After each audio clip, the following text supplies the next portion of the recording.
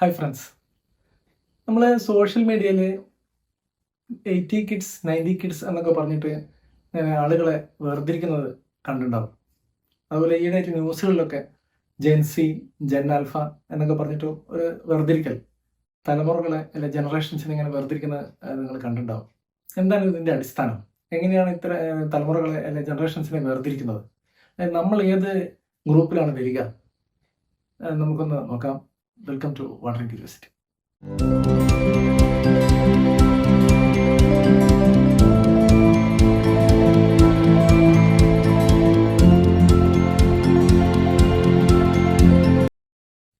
ജെൻസി അല്ലെങ്കിൽ gen alpha എന്നൊക്കെ പറയുന്നത് തലമുറകളെ വർഗീകരിച്ചതാണ് എന്ന് ഞാൻ പറഞ്ഞു കഴിഞ്ഞു. അതായത് ഒരു നിശ്ചിത വർഷങ്ങൾക്കിടയിൽ ജനിച്ചവരെ പല ഗ്രൂപ്പുകളാക്കി തിരിച്ചതാണ്. 1991 ഇറങ്ങിയ ഒരു പുസ്തകമാണ് ഈ വർഗീകരണം അല്ലെങ്കിൽ ഈ ക്ലാസിഫിക്കേഷൻ വളരെ പോപ്പുലറൈസ് ചെയ്തത്.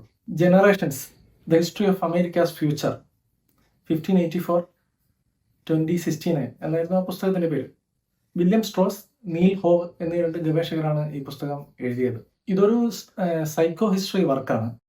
സ്ട്രോസ് ഹോവ് തിയറി എന്ന് പറയുന്ന ഒരു തിയറിയിലൂടെ അവർ പുതിയ കാര്യം മുന്നോട്ട് വെക്കുകയാണ് ചെയ്തത്. ഹിസ്റ്ററിയിലൂടെ സാമൂഹിക, സാംസ്കാരിക, രാഷ്ട്രീയ മാറ്റങ്ങൾ പഠിക്കാനും അതേപോലെ ഒരു ജനറേഷന്റെ സ്വഭാവം പ്രവചിക്കാനൊക്കെ ഉള്ള ഒരു ശ്രമമായിരുന്നു ഇത്. ഒരു തലമുറയുടെ ഫോർമാറ്റീവ് ഇയേഴ്സ്, അതായത് 1 വയസ്സ് മുതൽ 20 വയസ്സ് വരെയുള്ള അവർ വളർന്നു വരുന്ന കാലഘട്ടത്തിൽ അവരനുഭവിച്ച സോഷ്യൽ ഫോഴ്സസും അതുപോലെ അവർ കണ്ട സമൂഹ സാഹചര്യങ്ങളൊക്കെ ഇവരുടെ പിന്നീടുള്ള സ്വഭാവം നിർണ്ണയിക്കുമെന്നാണ് ഈ ഗവേഷകർ പറഞ്ഞത്. അതായത് കുട്ടികൾ വളർന്നു വരുന്ന സമയത്തുള്ള സാങ്കേതിക രംഗത്തും അതേപോലെ സാമ്പത്തിക രംഗത്തും രാഷ്ട്രീയ രംഗത്തൊക്കെയുള്ള മാറ്റങ്ങൾ അവർ പിന്നീടുള്ള സ്വഭാവത്തെ സ്വാധീനിക്കും എന്നാണ് ലളിതമായി പറഞ്ഞാൽ ഇതിനർത്ഥം. ഇത് പ്രധാനമായിട്ടും വെസ്റ്റേൺ യൂറോപ്യൻ കൺട്രീസും അമേരിക്കയിലും ഒക്കെയുള്ള സിനാരിയോ വെച്ചിട്ടാണ് ഇവർ വർഗീകരണം നടത്തിയത്. പക്ഷെ ഇതിൽ ഇന്ത്യൻ സാഹചര്യങ്ങളിൽ വെച്ചിട്ട് ഈ വർഗീകരണം നമുക്കൊന്ന് നോക്കാം. സ്വാതന്ത്ര്യത്തിന് മുമ്പ്, അതായത് 1947 മുമ്പ് ജനിച്ച ആളുകളെയാണ് സാധാരണ സൈലന്റ് ജനറേഷൻ എന്ന് പറയുന്നത്. ഏകദേശം ഇപ്പോൾ ഒരു 80-നും 100-നും ഇടയ്ക്ക് വയസ്സ് പ്രായമുള്ള ആളുകളായിരിക്കും അത്. ഇവരെ നമുക്കറിയാം, പല ദുരിതങ്ങളൊക്കെ അനുഭവിച്ച് വിഭജനം, സ്വാതന്ത്ര്യ സമര പ്രക്ഷോഭങ്ങള്, അതുപോലെ യുദ്ധങ്ങള്, അങ്ങനെ പലതും അനുഭവിച്ച ഒരു ജനതയായിരിക്കും. അതുപോലെ തന്നെ സ്വാതന്ത്ര്യത്തിന് ശേഷവും അവര് വളർന്നു വരുന്ന ഘട്ടത്തില് അവര് സ്വാഭാവികമായിട്ടും ക്ഷാമവും മറ്റ് കെടുതികളും കഷ്ടപ്പാടുകളൊക്കെ അനുഭവിച്ച ഒരു ജനതയായിരിക്കും. അവരാണ് നമ്മൾ സൈലന്റ് ജനറേഷൻ എന്ന് പറയുന്നത്. ലക്കി ഫ്യൂ എന്നും പറയാറുണ്ട്. കാരണം അന്നത്തെ ഒരു സാഹചര്യത്തിൽ കുറച്ച് ഭാഗ്യവാന്മാരെ മാത്രമാണ് നന്നായി ജീവിച്ചിട്ടുണ്ടാവുക. അത് പിന്നീട് അവരുടെ സ്വഭാവത്തിലൊക്കെ പ്രതിഫലിച്ചിട്ടുണ്ടാവും. 1947-നും അതുപോലെ 1965-66 കാലയളവിനിടയിൽ ജനിച്ച ആളുകളെയാണ് ബൂമേഴ്സ് അല്ലെങ്കിൽ ബേബി ബൂമേഴ്സ് എന്ന് പറയുന്നത്.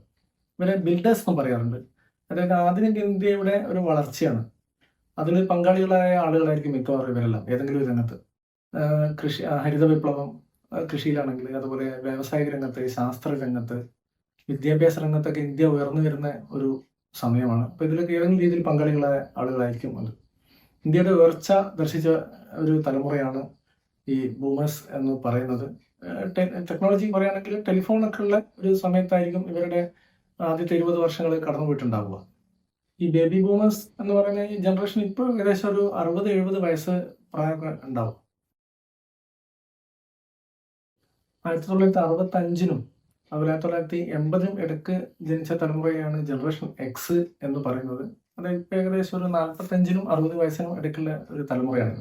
ജനറേഷൻ എക്സ് എന്ന് പറയുന്ന വാക്ക് ആദ്യമായിട്ട് റോബർട്ട് കാപ്പ എന്ന് പറയുന്ന ഫോട്ടോഗ്രാഫറാണ് യൂസ് ചെയ്യുന്നത്. പിന്നെ അത് ഡഗ്ലസ് കപ്ലാൻഡ് എന്ന് പറയുന്ന ഒരു എഴുത്തുകാരൻ പോപ്പുലറൈസ് ചെയ്തു. അതിൽ നിന്നാണ് പിന്നീട് സ്ട്രോസും ഹോവും കൂടെ അവരുടെ പുസ്തകത്തിലേക്ക് ഈ ടേം എടുക്കുന്നത്.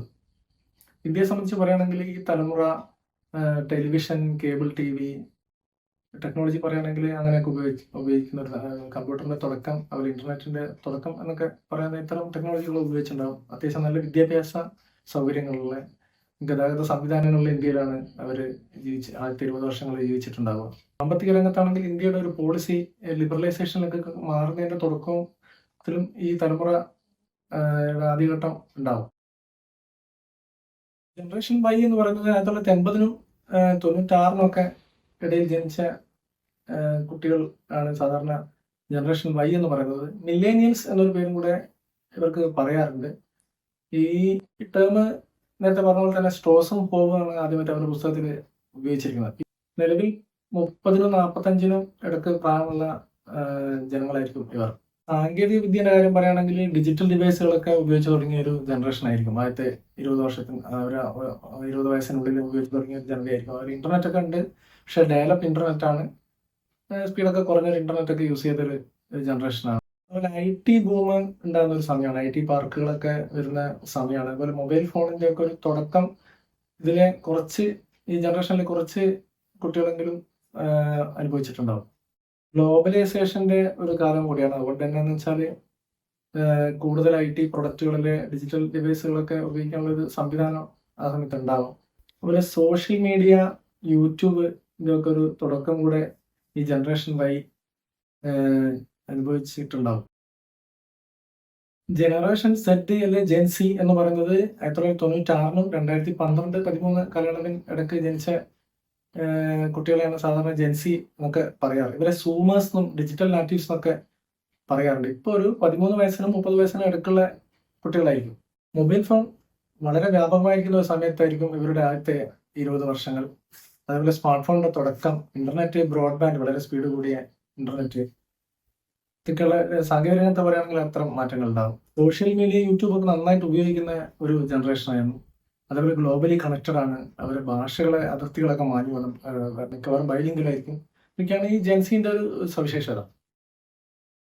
ജനറേഷൻ ആൽഫ എന്ന് പറയുന്നത് 2013-നും 2025-നും ഇടയ്ക്ക് ജനിച്ച കുട്ടികളെയാണ് ജനറേഷൻ ആൽഫ എന്ന് പറയുന്നത്. ഇവരെ സ്ക്രീനേജേഴ്സ് എന്നും വിളിക്കാറുണ്ട്. ഇപ്പോൾ 13 വയസ്സിൽ താഴെയുള്ള കുട്ടികളായിരിക്കും, നിലവിൽ 13 വയസ്സിൽ താഴെയുള്ള കുട്ടികളായിരിക്കും ഈ ജനറേഷൻ ആൽഫ. ഡിജിറ്റൽ ജനറേഷൻ തന്നെയാണ് ഇവർ പറയുന്നത്. കാരണം അവർ ജനിച്ചു വീഴുന്നത് തന്നെ സ്മാർട്ട് ഫോണിന്റെ ഒരു യുഗത്തിലാണ്. പിന്നെ അവർ augmented reality, virtual reality, artificial intelligence, പിന്നെ വോയിസ് അസിസ്റ്റന്റുകൾ ഉണ്ടല്ലോ, അലക്സ, സിരി, അങ്ങനെയൊക്കെ പറയുന്ന കോർട്ടാന, അങ്ങനെയൊക്കെ പറയുന്ന വോയിസ് അസിസ്റ്റന്റുകളൊക്കെ ഒരു ലോകത്താണ് ഇവർ ജനിച്ചു വീഴുന്നത്. ഡിജിറ്റൽ പേയ്മെന്റുകൾ, അതുകൊണ്ട് തന്നെ ഇവര് ഡിജിറ്റൽ ജനറേഷൻ എന്ന് തന്നെയാണ് പറയുന്നത്. മാർക്ക് മഗ്രിൻഡിൽ എന്ന് പറയുന്ന ഒരു ഓസ്ട്രേലിയൻ ഗവേഷകനാണ് ഈ ടേം ഉപയോഗിച്ചിരിക്കുന്നത് ആദ്യമായിട്ട്. ജനറേഷൻ ബീറ്റ എന്ന് പറയുന്നത് 2025-ന് ശേഷം ജനിക്കുന്ന കുട്ടികളാണ്. അവർ AI നാറ്റീവ്സ് തന്നെയാണ് പറയുന്നത്. ജനറേറ്റീവ് AIന്റെ ഒരു യുഗത്തിലായിരിക്കും അവർ വളരുന്നുണ്ടാവുക. ഈ ടേം കോയിൻ ചെയ്തിരിക്കുന്നത് മാർക്ക് മഗ്രിൻഡിൽ തന്നെയാണ്. ഇതിന് വരാനിരിക്കുന്നതാണ്. വരാനിരിക്കുന്ന തലമുറയാണ് ജനറേഷൻ ബീറ്റ എന്ന് പറയുന്നത്. ഞാൻ പറഞ്ഞ ഈ ജനറേഷൻസ്, തലമുറകളുടെ വർഗീകരണം എന്ന് പറയുന്നത് ഇവരുടെ ഒരു സ്വഭാവം പഠിക്കാൻ വേണ്ടി ഉണ്ടാക്കിയ ഒരു അക്കാദമിക് പർപ്പസിന് വേണ്ടി ഉണ്ടാക്കിയ ഗ്രൂപ്പിംഗ്സ് ആണ്. ഇതിന്റെ അടിസ്ഥാനം തന്നെ പറയുന്നത് ഒരു ബ്രോഡ് ജനറലൈസേഷൻ ആണ്. അല്ലാണ്ട് നമുക്കറിയാം, ഓരോ വ്യക്തികൾ രൂപപ്പെടുന്നത് അവർക്ക് വ്യതിരിക്തമായ ചില അനുഭവങ്ങളിലൂടെ ആയിരിക്കുമല്ലോ. അങ്ങനെ യുണീക്ക് ആയിട്ടുള്ള പല സാധനങ്ങളും നമുക്ക് സ്വയം ഉണ്ടാക്കാൻ പറ്റുന്നതാണ്. ഏത് ജനറേഷനിൽ ജനിച്ചാലും എല്ലാ കുട്ടികൾക്കും കരസ്ഥമാക്കാൻ പറ്റുന്നതാണ്. ഇത് അക്കാദമിക് പർപ്പസിന് വേണ്ടി മാത്രം ഉണ്ടാക്കിയിരിക്കുന്ന ഒരു ഗ്രൂപ്പിംഗ് ആണ്. മറ്റൊരു വിഷയമായി കാണുന്നവരെ നമസ്കാരം.